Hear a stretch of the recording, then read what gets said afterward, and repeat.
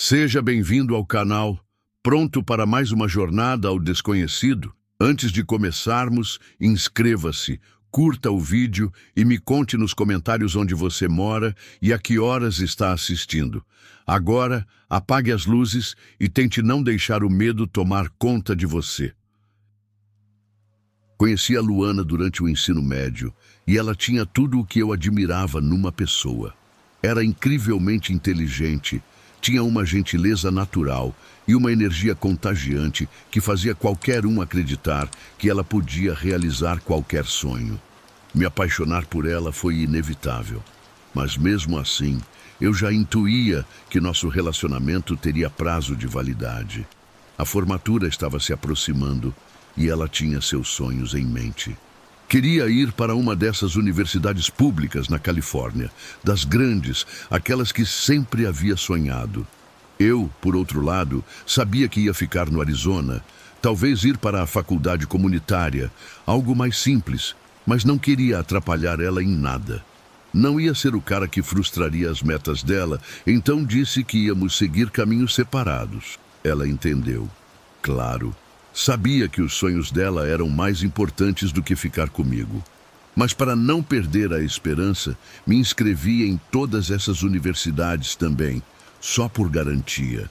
Um dia cheguei em casa depois das aulas e a primeira coisa que vi foi uma pilha de cartas na mesa, todas de aceitação. Havia sido admitido nas 3 melhores universidades onde ela queria estudar. Não conseguia acreditar. Comecei a pular e gritar de alegria antes de ligar para a Luana para contar. Juro que naquele momento senti como se o mundo fosse meu. Dei voltas como louco pela casa, comemorando essa grande conquista inesperada. Mas quando finalmente fiz uma videochamada para ela, ansioso para dar a grande notícia, pude notar que algo não estava bem.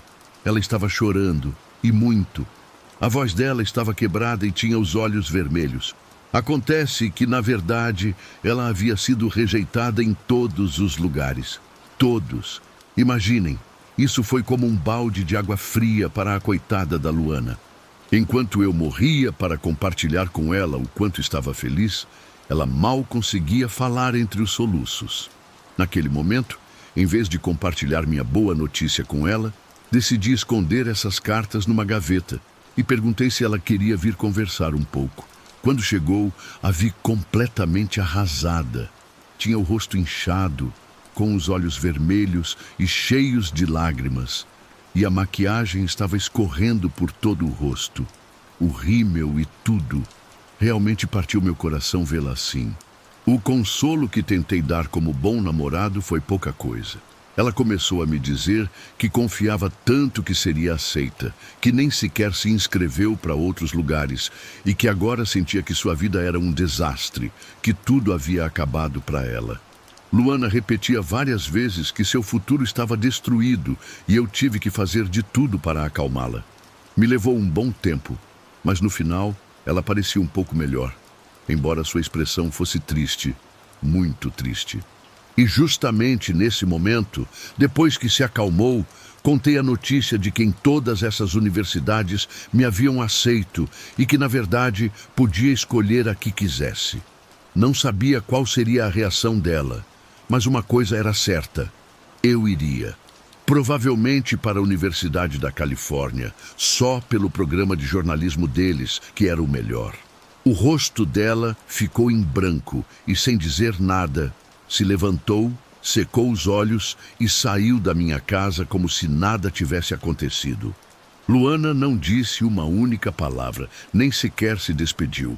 A verdade é que me incomodou um pouco, mas entendia que ainda se sentia mal pela situação dela e supus que só precisava de um tempo para processar as coisas.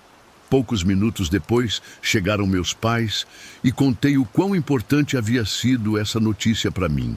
Estavam eufóricos. Papai, como sempre, se ofereceu para pagar o que as bolsas não cobrissem. E naquela noite, jantamos felizes e comemorando.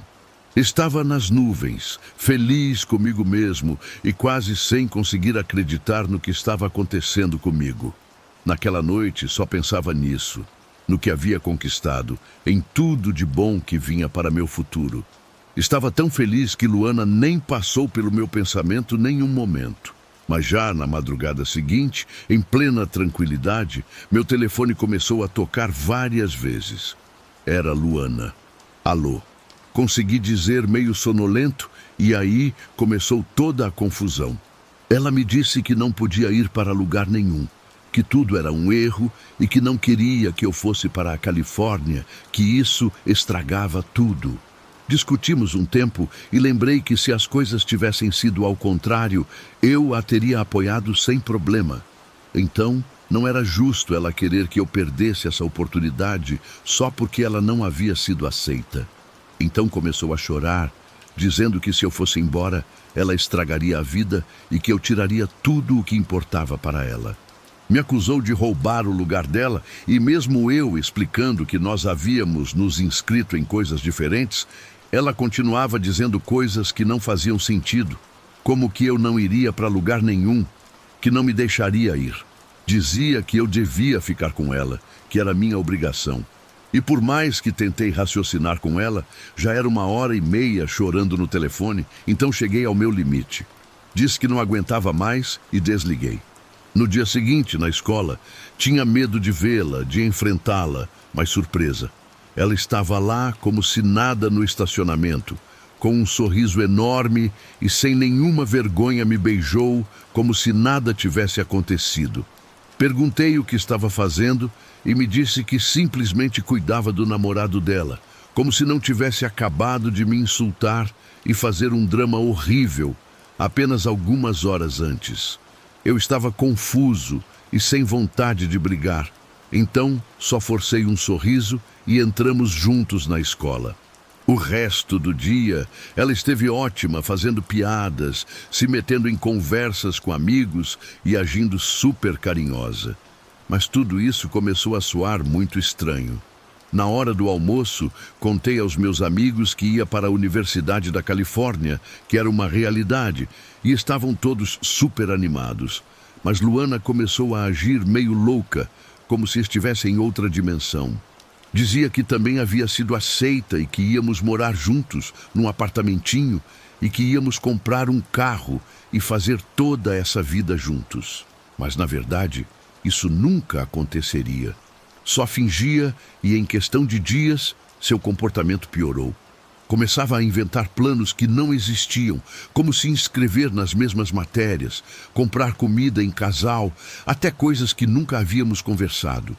E toda vez que perguntava o que estava acontecendo, ela só ria, mudava de assunto e parecia que já havia perdido a cabeça. Estava muito preocupado, então decidi ligar para a mãe dela. A mãe dela sabia das rejeições. Imaginei que Luana deve ter mentido para ela dizendo que só íamos ficar aqui e estudar na cidade. Pensei que era melhor ser honesto com ela e explicar a situação.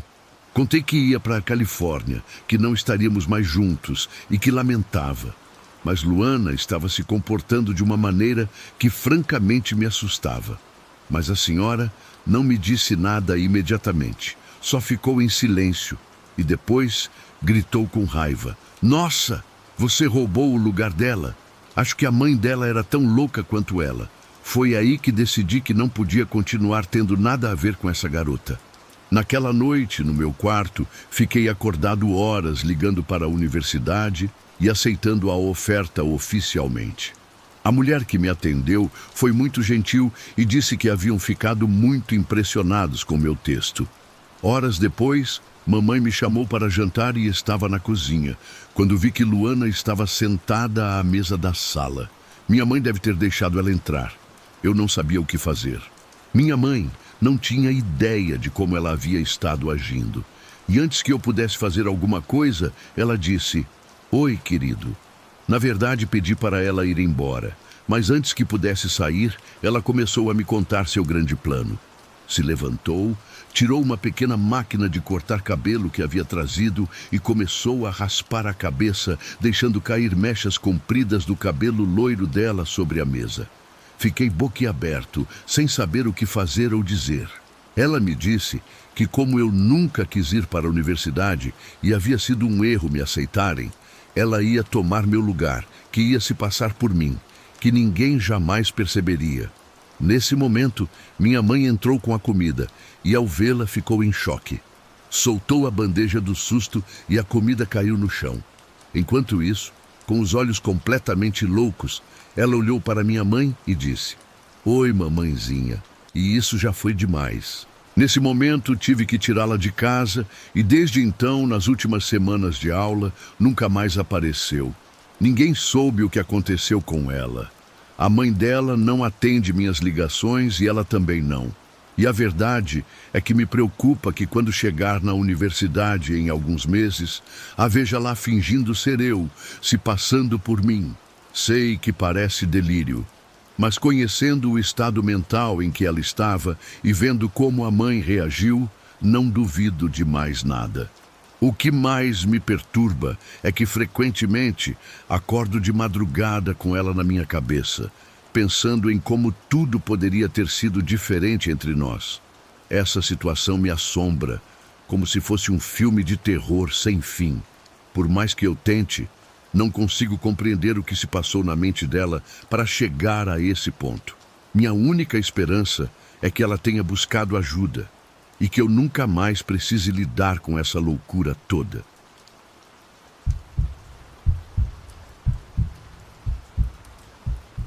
O Dia dos Namorados nunca foi minha praia. Sempre achei essa data meio sem graça e, na verdade, não vejo muito sentido. Assim como essas festas de Ano Novo que só terminam em comemorações e promessas que ninguém cumpre. Naquele momento eu tinha 20 anos e trabalhava numa lojinha de conveniência que ficava aberta 24 horas.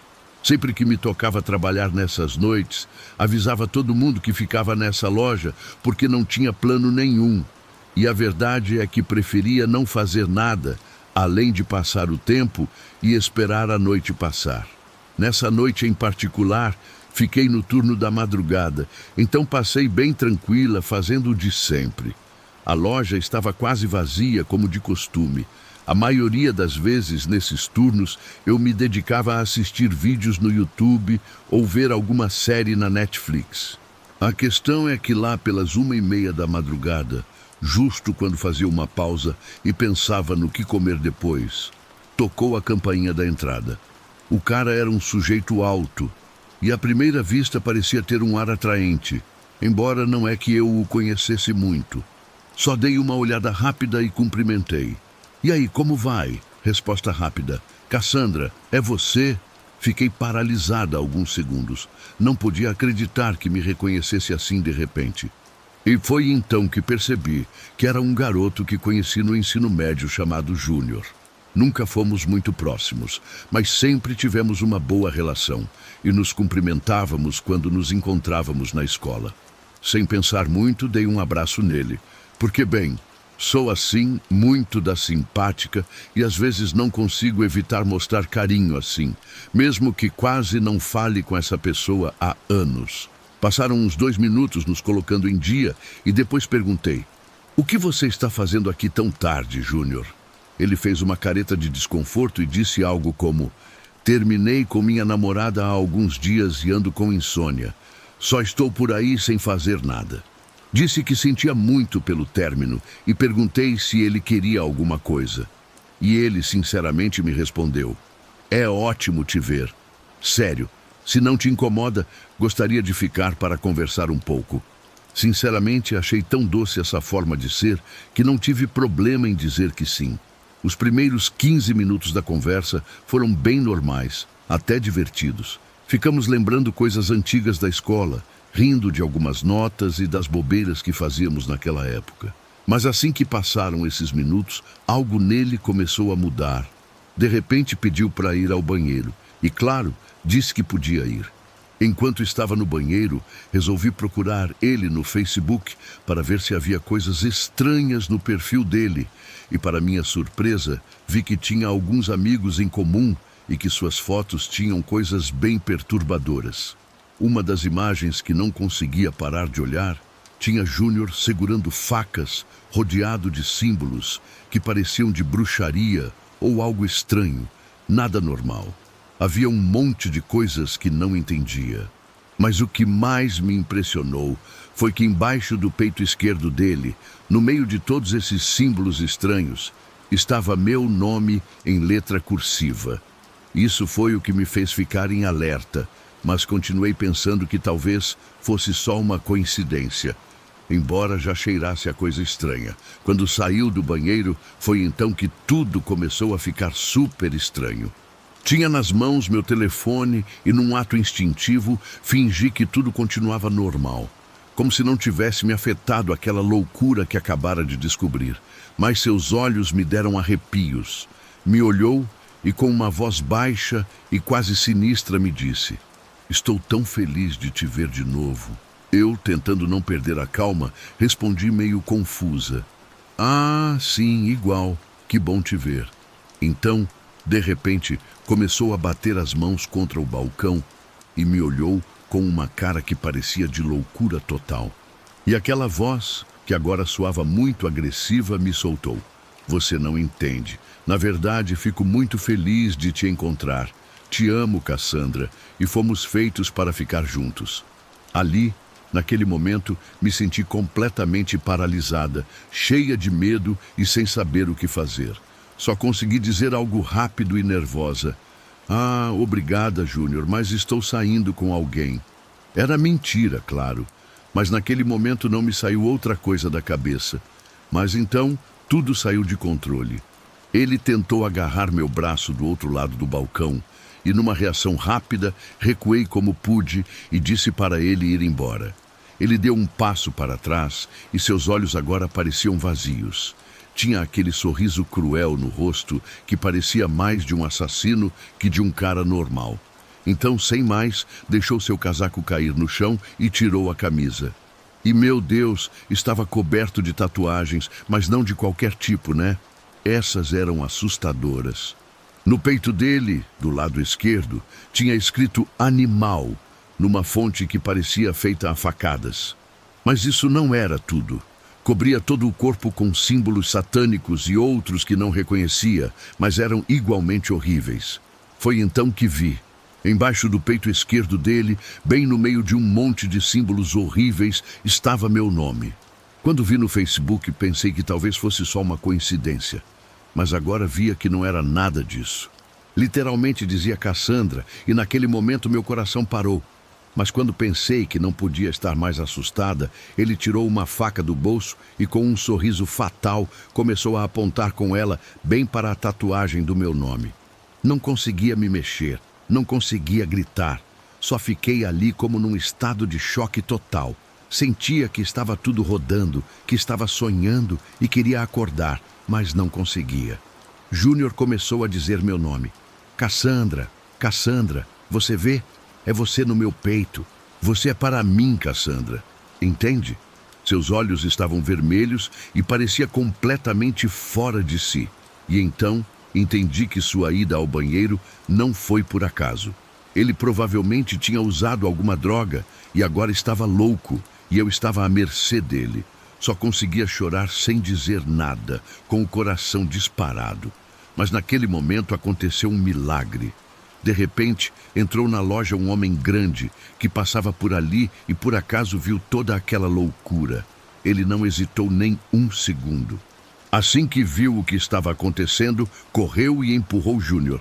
Esse se levantou, mas nem se abalou, e com aquele olhar louco no rosto, só ficou me encarando. O caminhoneiro derrubou Júnior no chão de novo e o imobilizou com força, tirando a faca dele. Naquele momento, peguei meu celular e comecei a ligar para a polícia, pensando que toda aquela loucura tinha terminado. Mas quando estava fazendo isso, Júnior se levantou de golpe e pulou por cima do balcão. Quase conseguiu me alcançar, mas o caminhoneiro o derrubou de novo e não o soltou até chegarem as autoridades. Finalmente prenderam Júnior e só naquele momento consegui respirar em paz. Quase não conseguia acreditar em toda a loucura que acabara de acontecer. Literalmente, me salvou aquele homem que estava entrando por acaso, justo naquele momento de maior terror. Depois descobri que era um caminhoneiro que tinha parado para tomar um café e se deparou com toda aquela cena. Desde então, sinto que devo a vida a ele. Até hoje, não faço ideia do que realmente passou pela cabeça dele, quando começou essa fixação doentia por mim, ou se já me observava há tempos sem eu perceber. O importante é que depois soube que as câmeras da loja gravaram tudo, e isso garantiu que ele ficasse preso por um bom tempo. Aquela madrugada mudou completamente como vejo minha segurança e me fez perceber que nunca sabemos realmente quem são as pessoas ao nosso redor. Só espero nunca mais cruzar com ele na minha vida.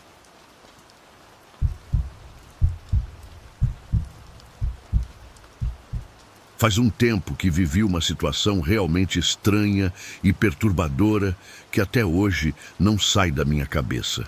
Quando me mudei para uma cidade que eu não conhecia e onde não tinha nenhum conhecido, resolvi testar alguns aplicativos de encontros para ver como eram as coisas por aqui. Depois de algumas conversas no Tinder, encontrei uma garota que parecia ser bem do estilo hippie, bem artística e desligada do convencional. Ela parecia ser dessas pessoas que se deixam levar pela vibe, sabe? Tivemos algumas conversas e finalmente combinamos de nos encontrar para tomar alguma coisa. Fui buscar ela na casa dela. Ela saiu até a porta, me cumprimentou com um abraço e tudo parecia normal. Combinamos de ir para um bar que ela tinha mencionado, um que ficava aqui perto.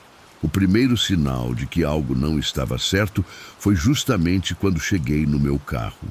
Ela me seguiu até a porta do motorista e, ao invés de entrar no carro, ficou lá parada me olhando. Fiquei alguns segundos sem reação, sem entender, e perguntei se ela ia entrar. Então ela sorriu e disse: "Claro, adoraria." Naquele momento pensei que talvez ela fumasse alguma coisa e estava mais relaxada e meio lenta, então não dei muita importância. Dirigindo para o bar, ela mantinha uma conversa numa voz baixíssima, quase sussurrando. Eu tinha uma dificuldade enorme para entender o que ela dizia, então tive que pedir para ela repetir várias vezes, porque eu nem conseguia entender a frase inteira de uma vez só. Chegamos ao bar e, para evitar qualquer problema, escolhi um lugar no fundo, longe da maior parte das pessoas, para que pudéssemos conversar tranquilos, sem incomodar ninguém, e para poder escutar bem. A conversa foi normal. Na verdade, passamos um bom tempo conversando sobre coisas sem importância e rindo um pouco. Ela mencionou que fumava maconha recreativamente e que também usava cogumelos e substâncias alucinógenas de vez em quando, mas não era algo que me interessasse muito, então não dei muita importância. Para mim, pelo menos, parecia que ela estava meio chapada, e isso podia explicar seus comportamentos estranhos. Eu tinha tomado umas bebidas e estava ficando meio atrapalhado, então, quem sabe se estava pensando com clareza. Perguntei se ela queria ir para minha casa depois de terminar no bar, e ela aceitou sem problema. Quando chegamos, continuamos tomando umas bebidas, e foi então que ela começou a falar das joias dela. É aí que a história fica estranha. Me disse que essas joias eram o grande segredo dela e que a definiam. Perguntei por quê e ela soltou que era Olga, que nunca a mataram na Rússia e que essas joias eram a conexão dela com o passado. Naquele momento, com toda a bebedeira, não conseguia levar muito a sério. Respondi citando um pouco de história e perguntei o que tinha de verdade nisso, mas ela ficou furiosa e começou a gritar como louca, dizendo que eu não respeitava os ancestrais dela e que isso era uma falta de respeito. Depois, em silêncio, se aproximou de mim na ponta dos pés e, de repente, me agarrou pelo pescoço. Fiquei muito surpreso com a força que ela tinha. Estava tão bêbado que não consegui reagir imediatamente. As mãos dela estavam firmes na minha garganta, mas antes que eu pudesse fazer alguma coisa, ela aproximou o rosto do meu e, bem séria, me disse: "Sou uma xamã e vou te amaldiçoar. Meus ancestrais destruíram muitas pessoas e você não respeita isso. Você é um opressor e será castigado." Naquele momento fiquei meio em choque, sem saber o que dizer ou como reagir. Só sabia que as mãos dela estavam apertando meu pescoço e o ar estava começando a faltar, mas eu estava tão bêbado que não estava fazendo nada a respeito. Depois ela pegou um copo de uísque que estava na mesa, quebrou ele na beirada e fez o movimento de desenhar uma cruz no meu rosto com o vidro quebrado, mas sem me cortar. E depois me beijou na testa como se nada tivesse acontecido. Ali mesmo comecei a voltar a mim, um pouco mais sóbrio pela loucura da situação, e falei para ela se acalmar. Passei a mão no lugar onde ela tinha feito o movimento da cruz e percebi que não tinha sangue, então ela realmente não tinha me cortado. Disse que tudo tinha sido brincadeira, que não era sério, e ela aos poucos foi se acalmando, mas ainda me olhava desconfiada, como se não acreditasse totalmente em mim. Mas a história não termina aí. Depois ela começou a me falar do fetiche dela com gatos. Me disse que ela tinha uma espécie de lista de pessoas que dominava para que agissem como gatos e que gostava de controlar o comportamento delas. Não sou de julgar as pessoas pelas coisas delas. Então escutei sem dizer nada e ela começou a fazer um show na minha sala, agindo como um gato realmente estranho, miando e se esfregando nos móveis. Se não tivesse gritado comigo antes, talvez até tivesse achado interessante. Mas alguma coisa em mim dizia que eu tinha que me afastar daquela mulher. Meu instinto começou a disparar. Então só fiquei ali, evitando incomodá-la mais e tentando não irritá-la. Depois, algo ainda mais estranho aconteceu. Ela reparou na sálvia que eu tinha na bancada da cozinha. É aquela planta que uso para limpar o ambiente e dar um aroma na casa. E ela começou a me pedir para acender a sálvia e abençoar a casa com ela. Para mim, isso era algo pessoal, um ritual que faço de vez em quando, e não queria que mais ninguém mexesse nisso. Disse que não podia acender, que isso era só para mim e do meu jeito. Mas ela ficou completamente irritada, começou a dizer que eu era um ser horrível e gritou em toda a casa. Naquele momento já tinha tido o suficiente daquela doida, então disse que podia levar ela para casa se ela quisesse. E ela saiu correndo para a porta muito irritada. Quando saí atrás dela, começou a gritar que eu era um cara horrível e que deveria morrer. Naquele momento, simplesmente a deixei lá fora. Voltei e fechei a porta com a chave. Disse que ela podia andar por conta própria, mas ela não ficou quieta.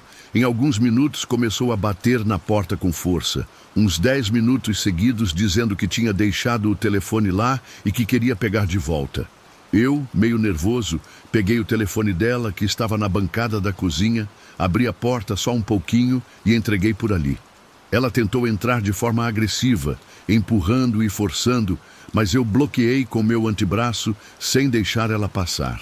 Ela parecia realmente disposta a me bater, mas só fiquei firme e disse que não podia permitir que ela entrasse.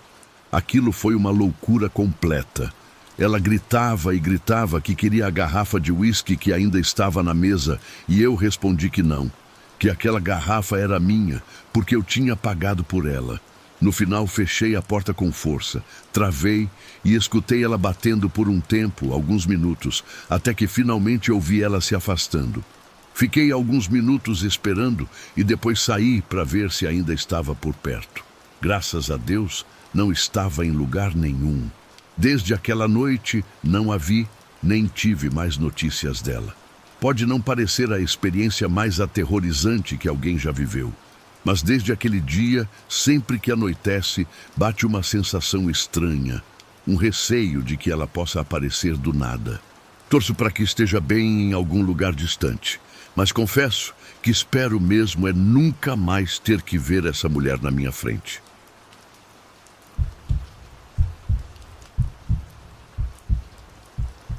Há algumas semanas, comecei a sair com uma garota incrível. Vou chamá-la de Milena.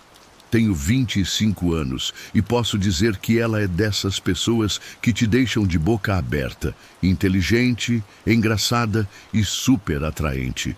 Desde o primeiro momento em que a conheci, soube que gostava muito dela. Então, numa sexta à noite, lancei o convite para ela vir ao meu apartamento, porque moro sozinho. para assistirmos um filme de terror, comer algo e tomar um pouco de vinho. Preparei tudo com bastante antecedência. Limpei bem a casa, escolhi um filme de terror que fosse bom e também comprei uma garrafa de vinho que sabia que ela ia gostar. A ideia era passarmos um tempo tranquilo, sem pressa, sem distrações. Tudo tinha que estar perfeito. A luz estava suave, o filme começando na TV e nós dois sentados no sofá com um vinho na mão, numa atmosfera bem romântica. Na verdade, estávamos rindo e trocando alguns beijos de vez em quando, mas mais ou menos na metade do filme, escutei um rangido muito estranho, como se alguém estivesse fechando a porta do banheiro devagar. Fiquei parado ouvindo com atenção e perguntei: "Você ouviu isso?" Milena me olhou surpresa, meio confusa, e me disse: "Veio do banheiro." Sinceramente, pensei que fosse coisa do apartamento velho. As portas costumam fazer esses barulhos quando a umidade faz com que elas inchem um pouco. Então, tentei não dar muita importância e continuamos assistindo. Nos minutos seguintes, minha mão estava no ombro dela e estávamos muito mais próximos que antes. Olhei nos olhos dela. Ela ficou vermelha, e eu também. E de repente, sem perceber, já estávamos nos beijando.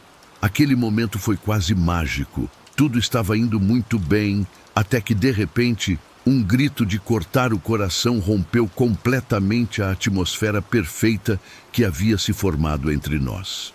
Os dois pulamos de susto, apavorados, sem entender o que tinha acontecido. As batidas na porta do quarto, como vidros se quebrando, me fizeram pensar que não éramos só Milena e eu naquele apartamento, mas alguém estava em casa conosco. Ficamos congelados, os dois paralisados, e ela, com os olhos arregalados, me agarrou pelo braço e sussurrou: "Que diabos foi isso?" Levantei rápido e corri para o quarto esperando descobrir o que tinha acontecido. Talvez uma garrafa que tivesse caído ou algo assim. Mas quando cheguei lá, ela estava lá, bem no meio do quarto, descalça e com o cabelo desalinhado, estava uma garota que reconheci na hora. Era minha ex, Júlia. Esse relacionamento que tivemos foi uma das coisas mais tormentosas e difíceis que já passei na vida. Mas ali estava ela, curvada, segurando meu frasco de perfume numa mão e o moletom da Milena na outra. Tinha vidros quebrados da janela espalhados por toda parte e também alguns cortes pequenos nas mãos, embora parecesse que nem tinha percebido. Ela me olhou com uma expressão completamente desequilibrada, como se tivesse perdido a razão. E nesse momento foi como se tudo tivesse ido para o inferno. "Ela não te conhece como eu, não é melhor que eu", sussurrou com uma voz muito estranha e distorcida. Eu, em choque total, disse: "Que diabos você está fazendo aqui, Júlia?" Ela começou a andar devagar, cheirando o moletom e resmungando coisas sobre a Milena como se estivesse possuída. Não precisava ser adivinho para perceber que parecia estar drogada ou muito bêbada. Isso não era novidade. Essa foi uma das principais causas da nossa relação ter sido um caos completo, mas agora parecia estar num estado muito pior. Milena me perguntou quem era aquela garota e tive que responder com vergonha que era minha ex-problemática. Me olhou assustada e foi então que Júlia tentou se jogar em cima dela. Foi uma loucura total. Milena, em pânico, correu em direção à porta, gritando, tentando escapar, mas Júlia correu atrás e a segurou pelo cabelo. Automaticamente consegui agarrá-la pela cintura e brigar para afastá-la da Milena e tirá-la de lá. Mas ela não queria soltar, gritava, chutava, cuspia e parecia uma louca total. O rosto dela se contorcia de raiva e continuava repetindo ofensas a Milena como se fosse uma maldição. Gritei para Milena correr para a cozinha e chamar a polícia.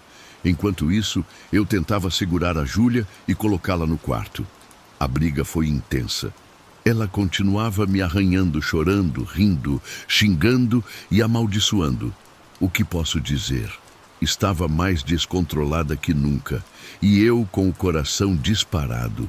Finalmente a empurrei no chão e a tranquei no meu quarto.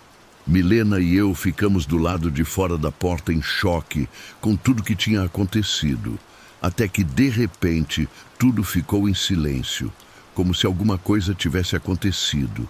Mas antes que Milena pudesse dizer mais alguma coisa, começou um tipo de batida suave na porta do quarto.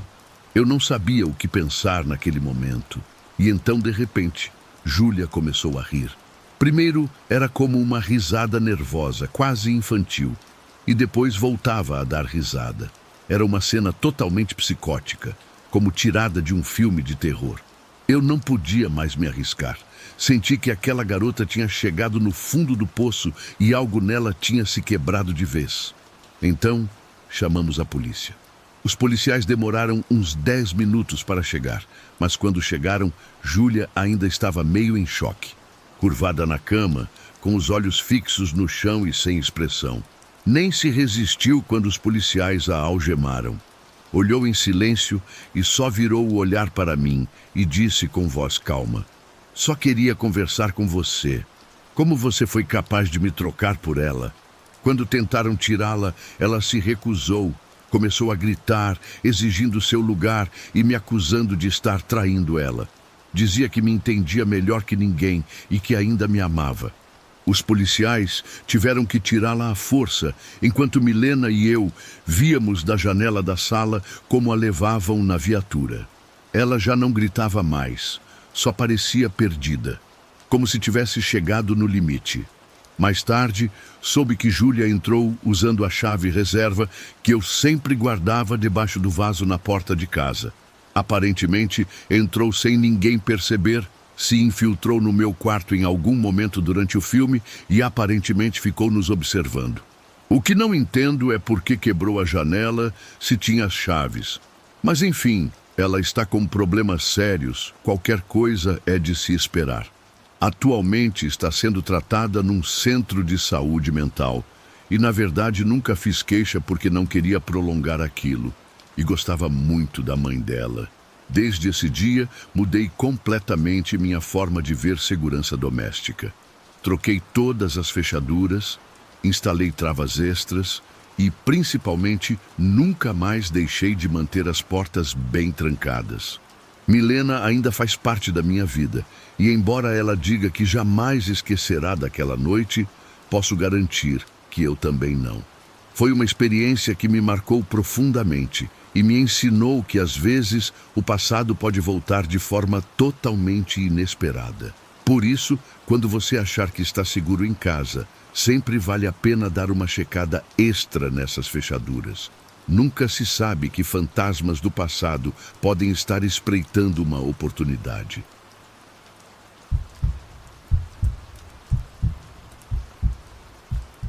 Isso aconteceu na primavera de 2017, quando eu dividia um pequeno apartamento no Brooklyn com minha melhor amiga Carla.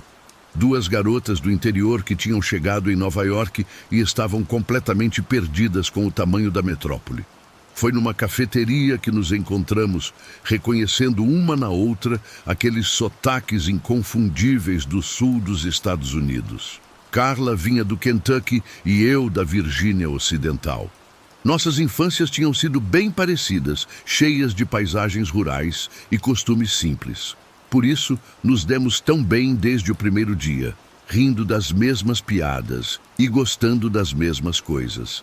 Mas havia uma diferença importante entre nós duas. Enquanto Carla sentia uma saudade constante da família, dos amigos e da cidadezinha onde cresceu, comigo era diferente. Eu tinha fugido de casa. Minha família carregava um drama pesado, cicatrizes emocionais que vinham da minha infância. Meus pais não eram pessoas ruins, mas a tragédia que nos atingiu quando eu era criança tinha marcado nossa família para sempre. Mesmo usando sempre uma máscara de confiança, por dentro eu lidava com uma dor que parecia nunca passar. Apesar das nossas diferenças, ter conhecido Carla foi uma dádiva. Porém, conforme fomos nos adaptando à vida em Nova York, começamos a sentir falta de companhia masculina. Sabe como é? Às vezes, só ficar nós duas cansa. Foi quando decidimos tentar alguns aplicativos de encontros. Carla gostava do Bumble, onde as mulheres começam a conversa, enquanto eu me sentia perdida no Tinder. Para minha surpresa, Carla deu match com um cara bem interessante. Ele era bonito, inteligente e também vinha do sul, embora dissesse que se mudou muito quando criança e não se sentia de lugar nenhum específico. Depois de alguns encontros, ela decidiu trazê-lo ao nosso apartamento para me apresentar e ele conhecer onde morávamos. Era uma noite que prometia ser boa. Carla estava nervosa, mas animada. Eu estava ansiosa para conhecer o novo cara dela. Estava no sofá assistindo Netflix e comendo umas bolachas quando ouvi a porta se abrir. Carla entrou com ele e comecei a fazer as apresentações e puxar assunto. Mas enquanto conversava, algo começou a me incomodar. Havia algo estranhamente familiar no rosto dele. Infelizmente, é aqui que minha história toma um rumo sombrio. Aos 10 anos, eu perdi meu irmão Lucas. O assassino dele era alguém que minha família conhecia bem e isso sempre me atormentou. Lucas tinha apenas 10 anos quando aconteceu. Meus pais me deixaram com meus avós e disseram que seria só por uma noite. Mas 3 dias depois voltaram e me disseram que Lucas não voltaria mais. A explicação que deram foi que ele tinha ido para o céu. A morte era algo confuso para mim naquela idade. Embora eu estivesse triste por não ver meu irmão de novo, a dor real chegou muito tempo depois. Eu não entendia completamente o que significava perder alguém para sempre até ficar mais velha. Descobrir as circunstâncias que cercaram a morte de Lucas foi o que realmente me quebrou. Anos depois, soube que ele tinha sido assassinado e que a pessoa responsável era um conhecido da família, alguém que supostamente gostava dele. O nome daquele garoto era Thomas Walker e continuava ecoando na minha cabeça até aquele dia. Não conseguia parar de pensar em como alguém tão magro e desleixado tinha sido capaz de causar tanta dor à minha família. Enquanto ouvia Carla rir e conversar com o encontro dela no sofá, o rosto do cara começou a se transformar no do Thomas, na minha mente. Meu coração disparou quando percebi que o cara que estava conhecendo podia estar conectado com a morte do meu irmão. Naquele momento, as risadas pareciam um eco distante, enquanto minhas lembranças de Lucas começaram a me inundar. Tentei me concentrar na conversa, mas toda vez que olhava para o garoto, eu via a sombra de um passado doloroso que tinha tentado enterrar. Lembrava do riso de Lucas, seu rosto se iluminando de alegria nos fins de semana no campo, só para ser apagado pela crueldade da realidade. Por trás daquela memória doce havia segredos sinistros que ainda me perseguiam. Me sentindo sobrecarregada e percebendo que não aguentava mais, me levantei de repente do sofá. Sentia que o espaço estava se fechando ao meu redor e eu precisava sair dali. Carla percebeu que algo estava errado e me perguntou o que havia acontecido, mas eu disse que só precisava de ar fresco e corri para fora do apartamento, tentando escapar da sensação sufocante de estar de volta naquele momento horrível da minha infância. Fiquei no corredor do prédio tentando respirar, o peso das lembranças pesando no meu peito como uma pedra. Não sabia se podia permitir que esse cara entrasse na vida da Carla. E não conseguia evitar pensar que, às vezes, o passado tem um jeito cruel de se manifestar nos momentos mais inesperados. Lembro que os olhos daquele cara eram de um marrom tão escuro que pareciam quase pretos. Esses olhos se tornaram protagonistas de muitos pesadelos que tive durante anos. E tudo ficou ainda mais aterrorizante quando finalmente soube a verdade sobre como ele tinha assassinado meu irmão. O que soube através do processo judicial me gelou. Lucas, meu irmão, estava brincando perto dos trilhos do trem numa tarde quando Thomas, que era um vizinho de 14 anos, encontrou um pedaço pesado de metal jogado por lá. Segundo sua própria confissão, ele ficou observando Lucas amarrar os sapatos e, naquele momento, algo sinistro tomou conta da mente dele. Imaginou como seria o som se batesse no meu irmão com aquele pedaço de ferro. E foi exatamente isso que fez. Os registros do julgamento mostraram que foi uma pancada brutal que deixou Lucas convulsionando. Thomas percebeu que tinha se metido numa enrascada e, em vez de pedir ajuda, decidiu esconder o que havia feito. Bateu na cabeça dele mais uma vez e depois, em pânico, cavou uma cova rasa e arrastou o corpo cerca de 100 metros dali. As perícias revelaram que os ferimentos que Lucas recebeu foram horríveis. Não só as pancadas, mas outras mutilações que foram feitas depois. É difícil para mim processar o que li nos documentos do caso. O que não consigo esquecer é como faltavam os olhos e os dedos dele, como se Thomas tivesse querido destruí-lo completamente. Tudo isso era aterrorizante, mas a ideia de que esse garoto, que costumava brincar com meu irmão, tinha feito uma coisa dessas me deixava sem palavras. A polícia interrogou Thomas, mas em vez de confessar logo, ele tentou mentir e dizer que os ferimentos eram de algum acidente. Como puderam deixá-lo sair com uma pena tão leve? No final, por ser menor de idade, mandaram ele para um reformatório juvenil por apenas 6 anos. Quando completou 18, em 2011, ele saiu com uma nova identidade, o poder da juventude sobre a justiça. Horrível. Durante anos, os pesadelos me atormentaram e quanto mais eu descobria sobre a morte de Lucas, mais reais eles ficavam. Sonhava que Thomas voltava e tentava fazer a mesma coisa comigo. Não tinha ideia de onde ele estava, mas naquelas noites sentia que estava a um passo de mim. Os olhos escuros de Thomas me seguiam por onde eu fosse e eram como sombras à espreita, prontas para me pegar. A cidade se tornou um lugar assombrado e, embora a vida continuasse, eu só conseguia pensar naquela sombra que pairava sobre mim, me lembrando que alguns pesadelos não terminam quando acordamos. As sombras que a morte de Lucas deixou continuavam muito vivas na minha mente, e o eco da perda dele ainda ecoava alto demais. Não consigo parar de pensar no meu irmão, e agora chegava o momento de descobrir o que estava acontecendo. A única coisa que realmente lembrava de Thomas eram seus olhos escuros como carvão e o cabelo bagunçado. Essas características se tornaram as marcas desse monstro que tinha criado na minha cabeça. Com o tempo, os pesadelos começaram a girar em torno delas, transformando qualquer sombra em um terror constante. Naquela mesma noite, aconteceu algo estranho comigo. Embora o cara fosse atraente, havia algo na cor dos olhos dele e no jeito de se comportar que me deixava inquieta. Não disse nada no começo.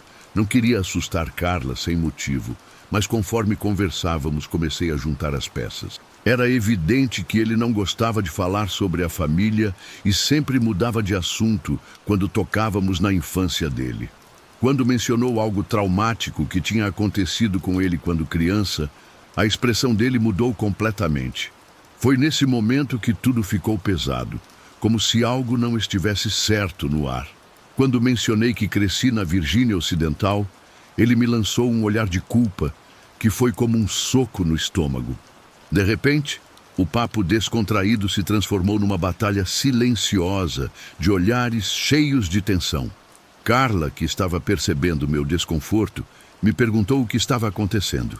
A risada nervosa dela não ajudou porque eu não conseguia explicar o que sentia. Naquele momento, a atmosfera estava carregada de lembranças que eu não queria relembrar, como se a sombra de Thomas estivesse ali na sala. Sem pensar, perguntei: Thomas?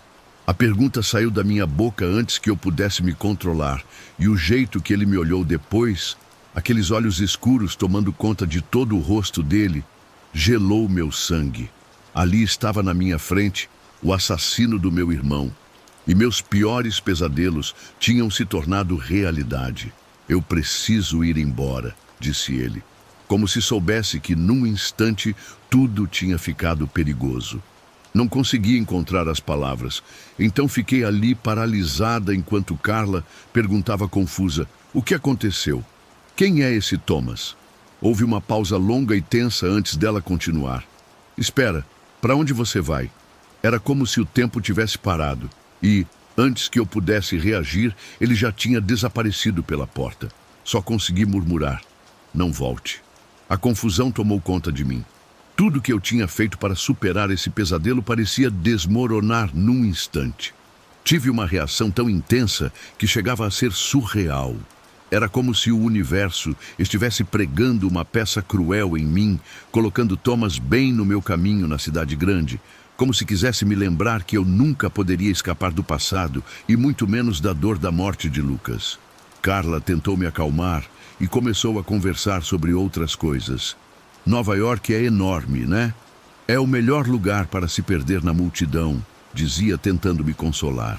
O apoio dela foi incrível durante esse pesadelo e ajudou nossa amizade a ficar ainda mais forte. Através dessa loucura toda, aprendi algo importante sobre a vida. Nunca sabemos realmente com quem estamos falando. As pessoas podem parecer charmosas e completamente normais, mas por trás dessa fachada pode haver um lado sombrio que nem imaginamos. Talvez contem até contos de fadas sobre si mesmas, mas no final das contas só estão tentando esconder seus pecados. O sangue sempre vai estar nas mãos delas, não importa o quanto tentem se limpar. Aquela foi a última vez que vi Thomas, que agora vive com outro nome, e desde então não tenho sossego. É como se tudo aquilo do que eu queria fugir estivesse me perseguindo pela cidade. Sempre que saio para trabalhar ou dar uma volta, tenho o medo constante de cruzar com ele de novo. Cada rosto parecido na multidão faz meu coração disparar. No fundo, torço para que depois daquele encontro desconfortável, ele tenha decidido se mudar para longe daqui. Pelo jeito apavorado com que saiu naquela noite, tenho certeza de que ele também está desesperado para fugir desse passado que nos conecta para sempre. Mas Nova York é grande demais e pequena demais ao mesmo tempo, e eu sei que essa história ainda não terminou.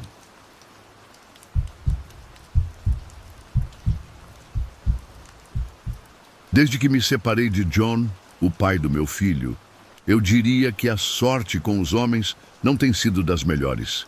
Foram 5 anos de relacionamento que terminaram com o amor virando um verdadeiro campo de batalha.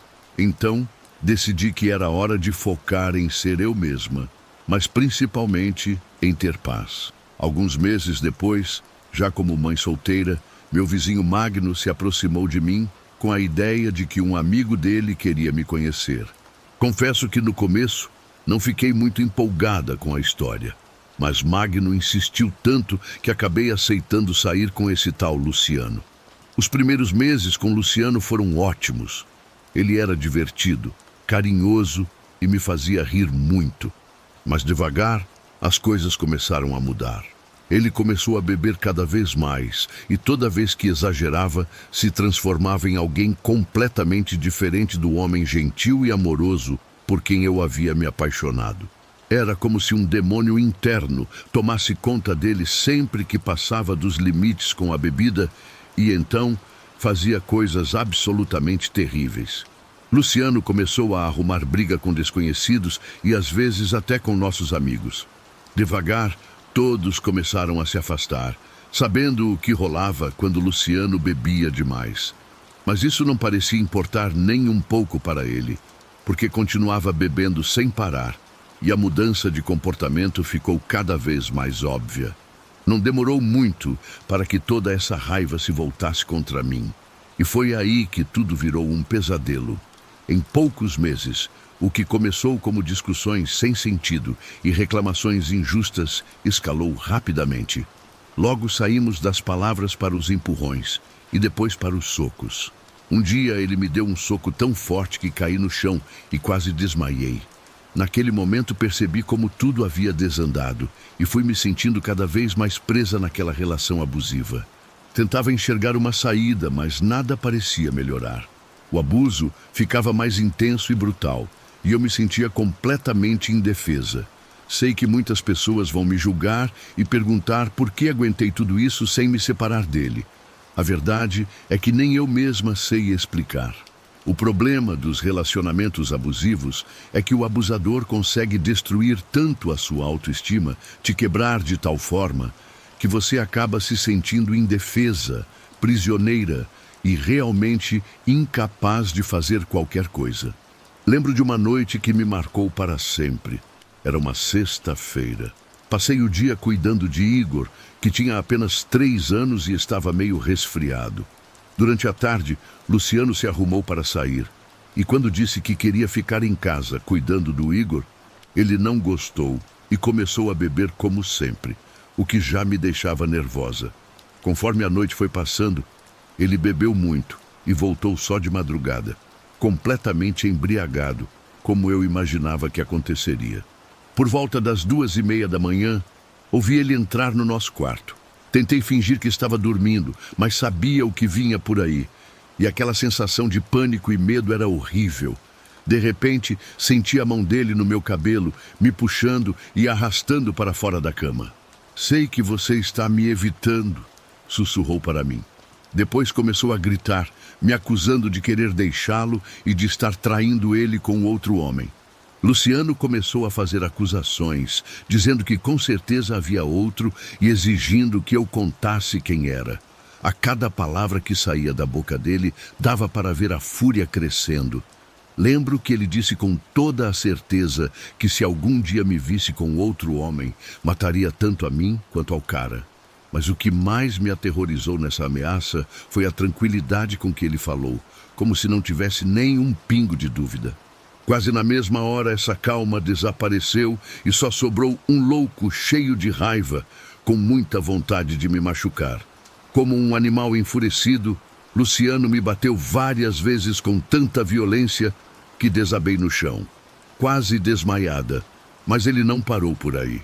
Começou a me chutar e eu soube que precisava me afastar, ou dessa vez ele me mataria.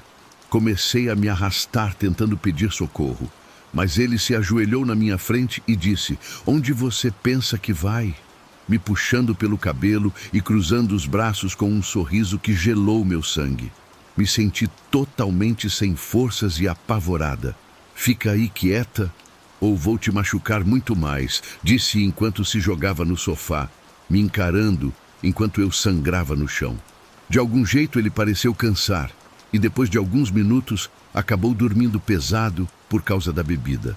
Pensei que era minha chance, então vesti uma camisa grande, peguei meu filho no colo e fui até a porta. Mas de repente, Luciano acordou e viu o que eu estava fazendo. "Onde você vai?", perguntou com raiva, mas pedi um momento para pensar e percebi que tinha que agir rápido, então disse que ia buscar algo para ele beber na cozinha. A distração funcionou. E quando entrei na cozinha, corri direto para a porta da frente, sem sapatos, sem calça, só com a camisa e meu filho no colo. Saí correndo desesperada, com o corpo todo doendo, em direção à delegacia, que ficava só a algumas quadras de casa. Quando cheguei, estava tão assustada que mal conseguia pensar direito. A entrada era simples, tinha um botão para falar com alguém. Então, entrei correndo, me encostei na parede e apertei o botão enquanto deslizava até o chão, segurando Igor. Estava apavorada, achando que Luciano ia aparecer pela porta a qualquer momento. Só conseguia pensar que se ele aparecesse, pelo menos ficaria gravado nas câmeras de segurança. Finalmente, ouvi uma voz pelo interfone. "Como posso ajudar?" Só consegui chorar. Não conseguia falar uma palavra. Me sentia tão perdida e com tanto medo que não saía som nenhum. Naquele momento, 2 policiais vieram me ajudar. Uma policial, uma mulher, se aproximou de Igor e deu algo para ele comer enquanto eu conversava com o outro. Comecei a contar tudo o que havia acontecido e ele parecia realmente preocupado. Me deu um cobertor para eu me esquentar e disse que deveriam me levar para um hospital. Mas não tinham se passado nem 15 minutos quando ouvi Luciano gritando meu nome do lado de fora. Meu coração parou ao escutar a voz dele. Prendi a respiração, pensando se ele sabia que eu estava ali, logo atrás da porta. Ele havia saído procurando por mim pela vizinhança toda até chegar à delegacia. Pouco depois, um policial voltou com um sargento. Naquele momento achei que iam me pedir para voltar para casa, buscar minhas coisas enquanto Luciano ficasse preso. Mas ao invés disso, começaram a fazer várias perguntas sobre o comportamento violento dele e se já tinha havido outros episódios de agressão antes. Comecei a contar como ele ficava agressivo quando bebia e falei sobre o vício dele em álcool. Foi quando eles me mostraram uma lista escrita à mão que Luciano tinha feito com os próprios planos, que os policiais encontraram durante a busca na nossa casa. Essa lista detalhava seus planos contra mim de uma forma que me deixou sem ar ao ler aquelas palavras. Com lágrimas descendo pelo rosto, olhei para o policial apavorada e perguntei o que aquilo significava. Ele me encarou sério e disse que eu havia tido muita sorte porque Luciano já tinha antecedentes criminais graves. Antes que o julgamento começasse, decidi me mudar para uma cidade pequena, no Arizona. Não queria mais olhar para trás, então dei um depoimento detalhado antes de partir. Luciano, claro, se declarou inocente, mas acabou sendo condenado a 5 anos de prisão. Logo antes da minha mudança, recebi uma carta dele. Só dizia: "Isso não acabou. Você sempre vai ser minha." A carta me deixou gelada, mas eu sabia que finalmente estava livre do controle dele. Estava pronta para recomeçar. Fiz acompanhamento psicológico e me matriculei em aulas de defesa pessoal, algo em que me tornei muito boa. Também comprei uma arma e aprendi a atirar. Hoje, depois de tudo que passei, me sinto uma pessoa completamente diferente.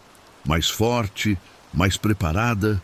Se esse monstro um dia resolver aparecer na minha vida novamente, vai descobrir que não sou mais a mesma mulher indefesa de antes. Agora, é ele quem precisa ter medo de mim.